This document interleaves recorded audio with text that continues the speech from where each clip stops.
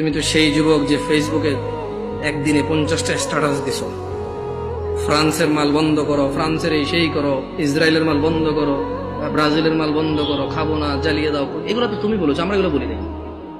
আমরা রাসূলের সুন্নত এভাবে পালন করি। যারা রাসূলকে ঘৃণা করে আমরা বলি যে আমরা ভালোবাসি। দেখো, ওয়াল্লাহি ওয়াল্লাহি এটা কখনোই রাখতাম না যদি সুন্নতে মুহাম্মদ না হতো সাল্লাল্লাহু আলাইহি ওয়াসাল্লাম। আমি হাজার অন্যায় করি, আমি মানি মানুষ হিসেবে আমার অপরাধের শেষ নেই, আল্লাহ আমাকে ক্ষমা করবে।